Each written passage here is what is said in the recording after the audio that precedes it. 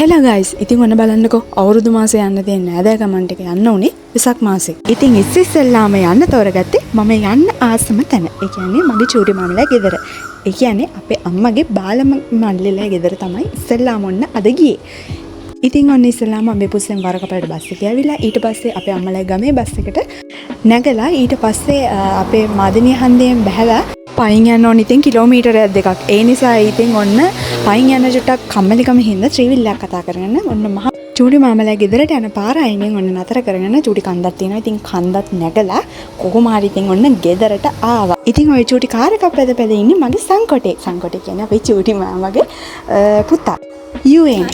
ඉතින් ඔය පේන්නේ නැද්ද? ආපු ගමන් ඉතින් කොමලයි උහුරතලේ ඉවරයක් නැහැ. සෙල්ලම් කරනවයි.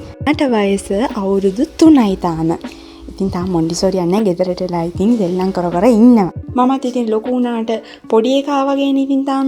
පොඩි එකා වුණොත් ඉතින් සෙල්ලම් කරන එකයි හුරතල් කරන එකයි තමයි මගේ රාජකාරිය. ඔන්න බලන්නකො සෙල්ලම් කරගෙන අතර වාරි කියන කතාව. ටෙඩියකෝ. ටෙඩිය මැරිලා. ටෙඩියට පණ නැහැ මැරෙන්නේ. මාර කතාව තමයි මම දෙන්න ඉඳලා කියන්නේ.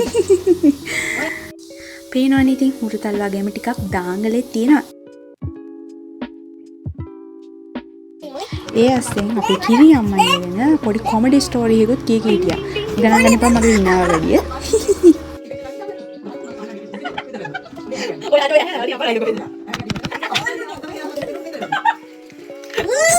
ඒ අස්සෙන් ඉතින් පොඩි එකාට එළියට එන්න ඕනේ කියලා ඔන්න ඉතින් එළියට ආව ටික.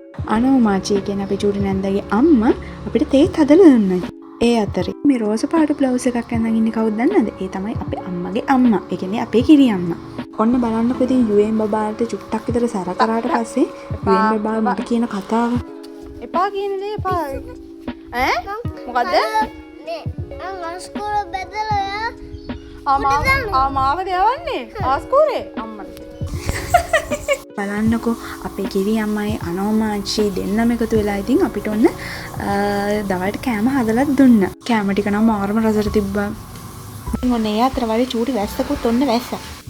ඉතින් කාලා ඉවර වෙලා ඔන්න පොඩි චැට් එකකට අපි ඉතින් කට්ටිය සෙට් පින්නන්දයි චූටි මාමයි දෙන්නම වලට ගිහිල්ලා. ආයෙ දවසක එන්න ඕනේ දෙන්න ඉන්නවත් එක්කම.